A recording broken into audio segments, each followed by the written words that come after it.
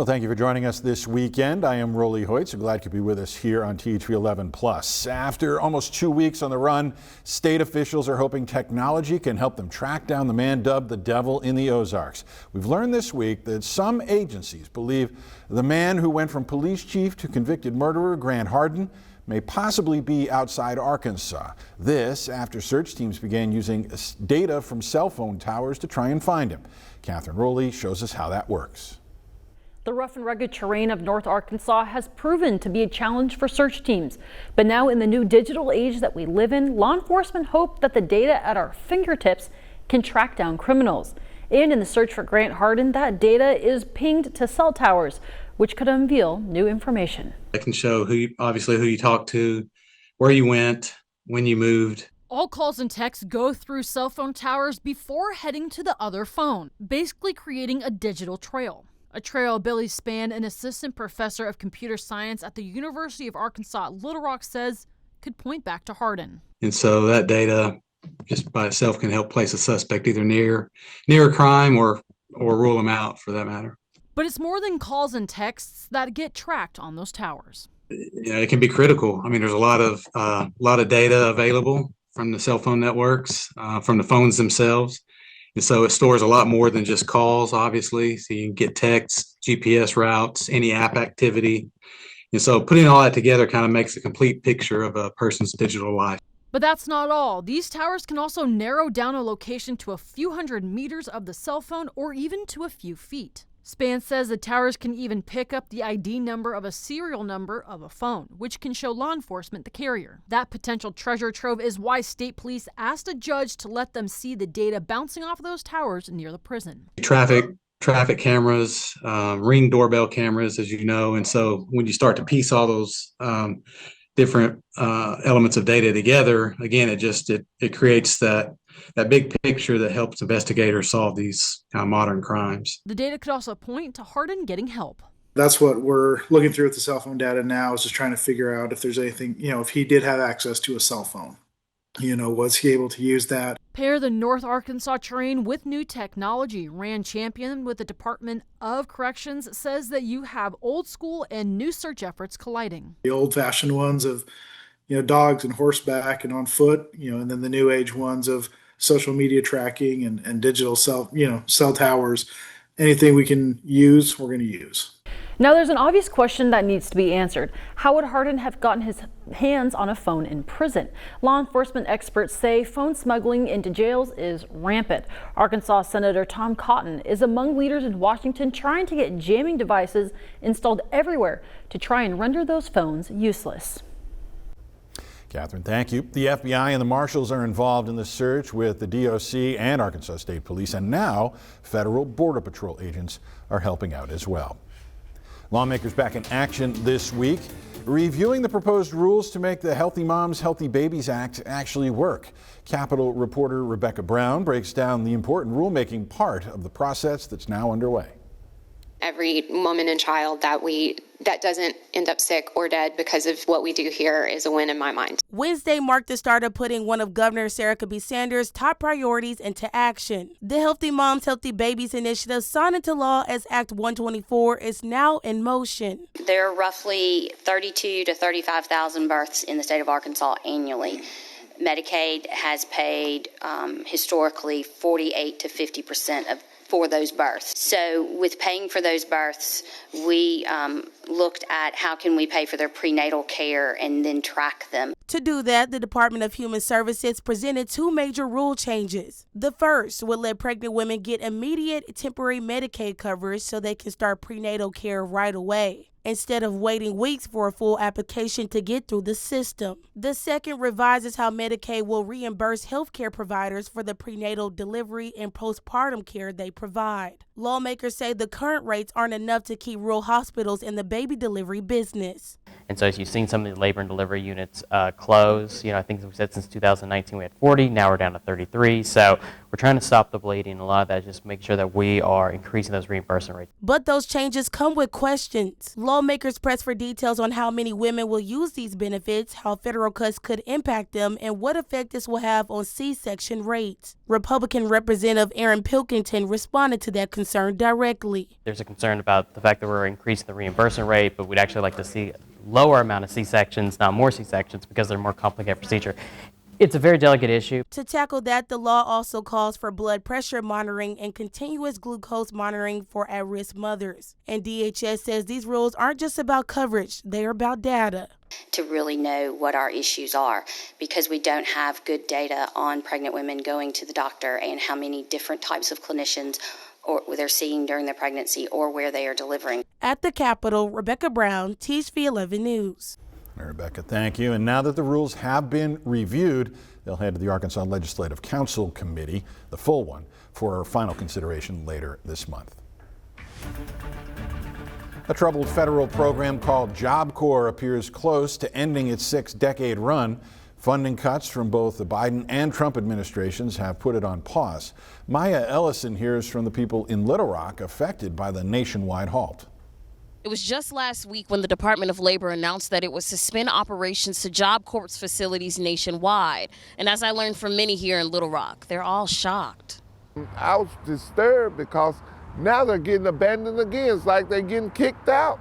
Pastor Chris Kerrigan found out on Friday, along with students who attend class or work at the Little Rock Job Corps facility. Because the babies, the children, they were crying.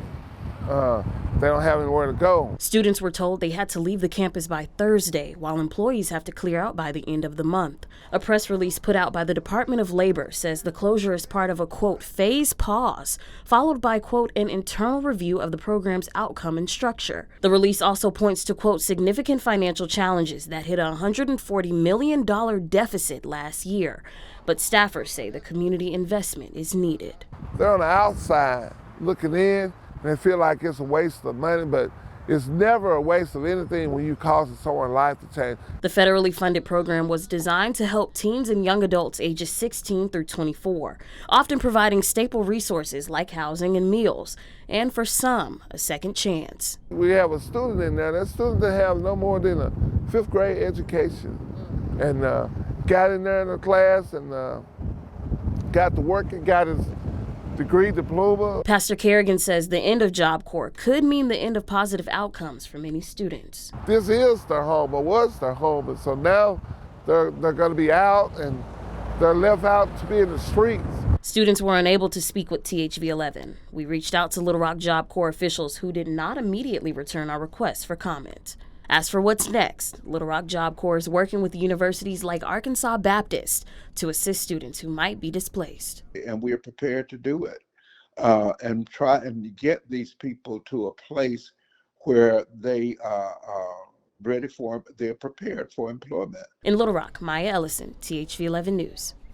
Maya, thank you. And in its announcement, the Department of Labor pointed to statistics from 2023 that indicated only 38% of participants graduated from the Job Corps program. It calculated the cost per student per year at more than $80,000. When the federal Job Corps program suddenly shut down, though, hundreds of students across the country ended up with no place to go. But there is help, as Maya alluded to there at the end, and Rebecca Brown found out this week. Other local colleges are stepping in. Welcome to Shorter College. We are so fortunate for every donation. Those words echoing through the halls of Shorter College Tuesday as person after person walks in bringing donations, support, and most importantly, hope. All in an effort to help former Job Corps students like Malik McNeil. It happened quick. It happened, fast and immediately, and people wasn't prepared.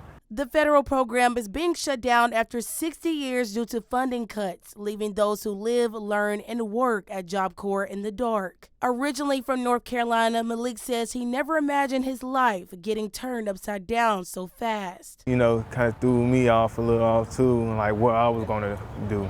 Maybe even more surprising, the second chance waiting around the corner right here on Locust Street. Right now, we have about 20 individuals that will be housed in our residence hall. Shorter College President Jeffrey Norfleet says once they heard about the Job Corps closures, they knew they had to step in. This is a ministry and a mission, not just a job, and I think individuals here really believe that. And so we're registering them for classes.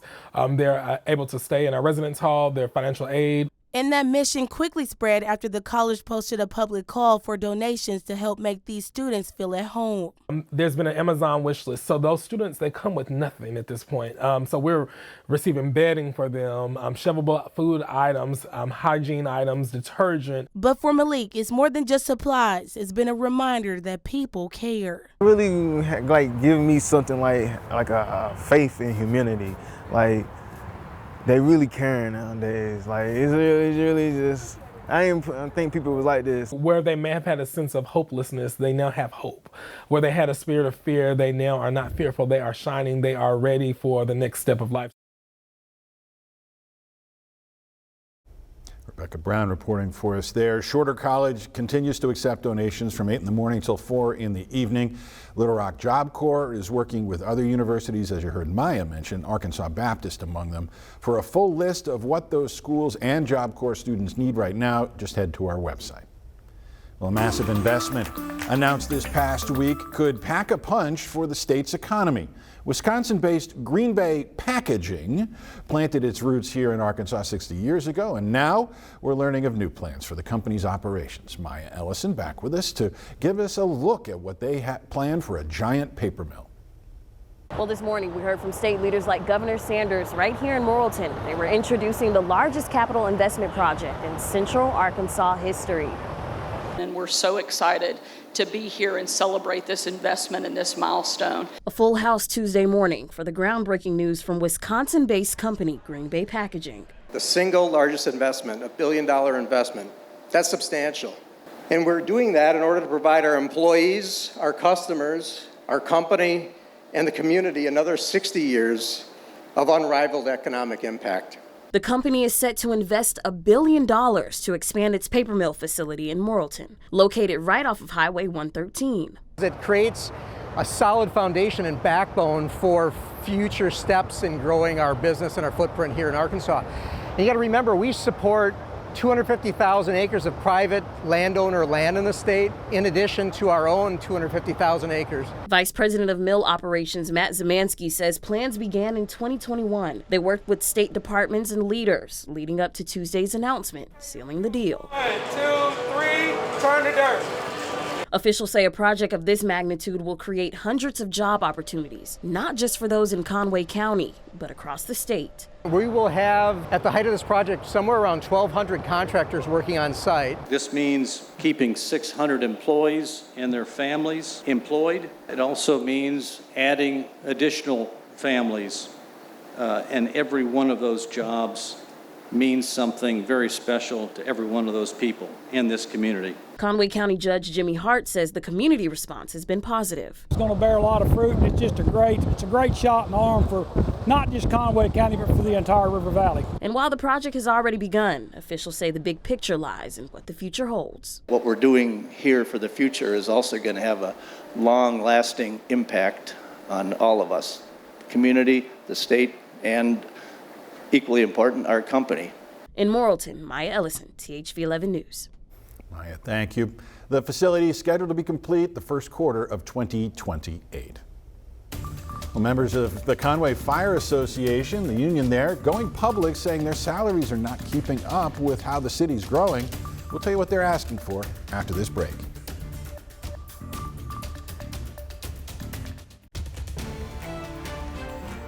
Conway's been among Arkansas's fastest growing cities for years now, but firefighters there say their pay isn't keeping up.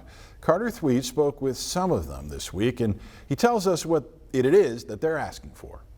We need to continue to be safe for the city of Conway. Desmond Lewis is the president of Local 4016, the Conway Firefighters Association. Over the past year, he says they've been crunching the numbers, comparing what Conway firefighters are paid against the numbers from Arkansas's other similar-sized cities. We're roughly around 30% behind several departments of our size. It's a problem that Lewis and fellow union member Clay Hartness say leads to good firefighters leaving and safety concerns for a growing city. We get the guys trained up, and then the departments have such a discrepancy in pay that they leave for other departments. There should be 4 men or women on a rig at all times. Currently we run 3, and that's only when staffing for that is available. It's not a problem that's gone unnoticed, as a salary committee formed by the city has recently proposed some changes. But Lewis and Hartness say those mostly consist of incentives for certain levels of training, and they feel increasing the base salary would be the most effective. We'd like to see a more focus on getting a raise across the board for all our firefighters to get them closer to other cities of our size. When asked for final thoughts, both men told me they plan to continue this push, but ultimately, if they are successful, it'll be the people here in Conway that get them over the finish line. We definitely need the citizens to have our back and speak up for us and call and let those councilmen and the mayor's office know that they need to do what they can to really help us out on this. In Conway, Carter Thweet, THV 11 News. Carter, thank you. And speaking of the mayor's office, Conway Mayor Bart Castleberry, who's also the former fire chief there in the city, he did provide a statement. He said he has the utmost confidence in the salary committee and plans to recommend the city council follow whatever they suggest. It's available in full on our website along with this story at thv11.com. The erratic market for medicine in the U.S. has some making a difficult choice. Do they get needed drugs or groceries? It's a decision that one Arkansas mom has to make a lot. She's not alone. Rebecca Brown is back to show us more about the growing struggle to afford life-saving medications.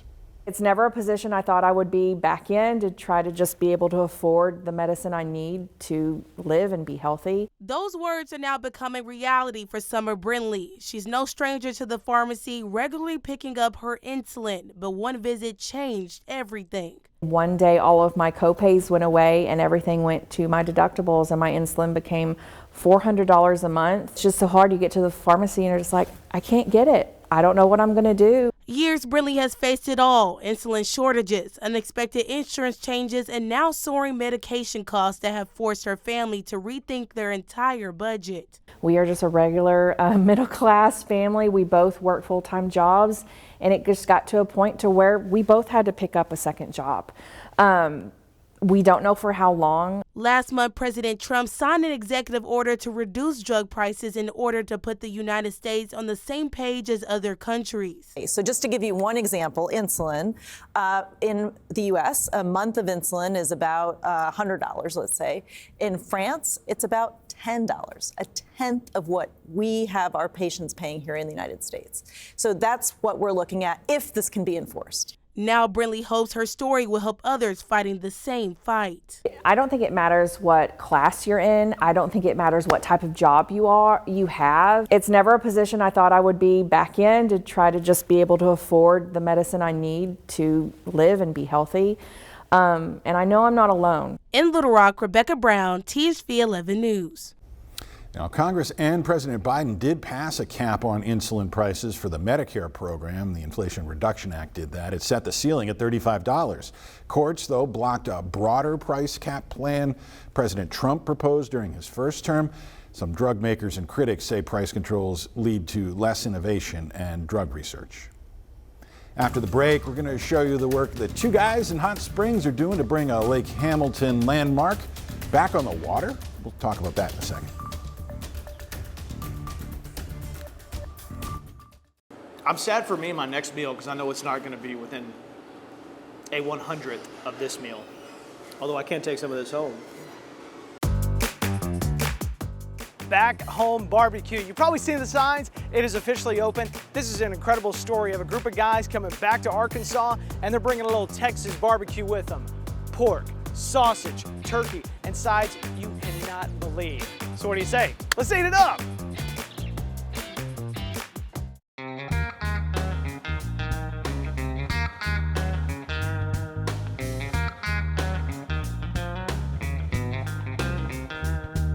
Well, the response has been great, especially with the people who are working and living downtown. They're excited to see something go into this building. It's been vacant for a while.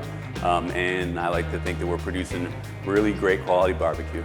Chase and I know each other from overseas.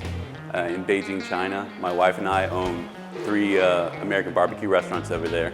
We were talking for a while and we wanted to come back home to the US, back home to Arkansas, to open a barbecue place. So that's how it happened. So right here we have a jalapeno simple serve that goes on all of our pork. That is something that Adam and I have created. You're talking gives that sweetness, that nice little glistening to the rib. And then there we go, we're sitting here. We wrap our ends off because we're cooking our ribs almost at 300 degrees. We start them at 200, 225, 250. And so we wrap the ends just to protect them so you can still enjoy every last piece of that rib. Cheers. That's what I mean too. Cheers, absolutely. It's right off the bone. I barely had to bite it. Man, that's it. That's it. And you're talking consistency, man. You're talking flavor.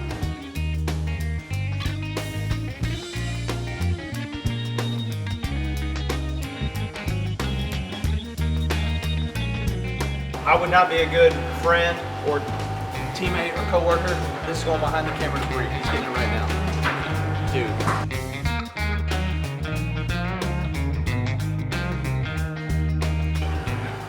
There you go. Thank you, sir. I don't know what you want to do with it, man, but there you go. See y'all later. I'm out. Jalapeno cheddar sausage. Has jalapeno cheddar ever gone out of style? The answer is no. It's the absolute best. Just that little cheese flavor and a little bit of spice. Oh my gosh. Looky here, looky here, looky here. Jalapeno flavor, but not crazy spicy at all. I love the flavor of a jalapeno. Get a little intimidated by the spice, don't you worry about it one bit. Always get beans at a barbecue joint. Look at this. Look at the beans right here. Does that look like your standard little can of beans? I don't think so. When you get a shot like that, look at that gleam. That's as pretty as it gets. Do not operate heavy machinery after consuming this barbecue because you will need a nap, which is exactly what I'm gonna be doing after this.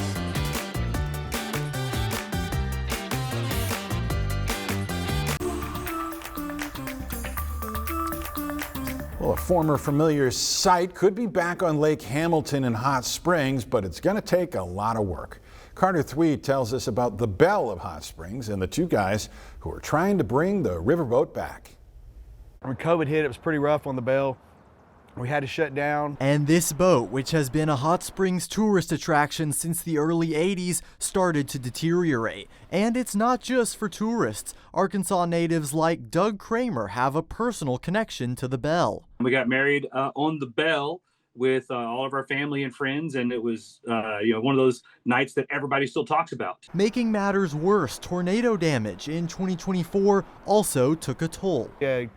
Tornado hit the belle with a direct hit, blew it out into the middle of the lake, did a lot of damage here to the side of the boat, which we've repaired a lot of it here the past week or so. But it was a pretty unique experience. The boat went out to the middle of the lake and didn't hit the other bridge and went straight underneath the other bridge. You hear Matt say in the past week or so. That's because over the past couple of days, he and his partner Joe Franz, who own the boat, have enlisted crews to finally get it back up and running. This area, we're going to put large TVs, Wi-Fi, total new seating. This area here will hold around 80 people. The downstairs lounge should hold somewhere around 100. Barrett says they hope to have the boat ready for a Coast Guard inspection in a month and a half. After that, they'll take another month to put on the finishing touches, with Barrett telling me they hope to set sail by Christmas. Their vision of the belle is so incredible because it's going to take it from what it was and really put the 2025 and beyond twist to it. I'm a Hot Springs guy. I love Hot Springs. I love this lake and this boat, and so I couldn't let it go down. In Hot Springs, Carter Thweet, THV 11 News. Carter, thank you. This is the latest attempt to get the belle back on the water. The boat and the property went through an auction back in 2019. This time, if you want to follow along with the progress, Barrett's made a Facebook page. It's called Restoring the Belle of Hot Springs. You can find it online. It's going to do it for us here on THV 11 Plus. We thank you for watching, and we will see you next week.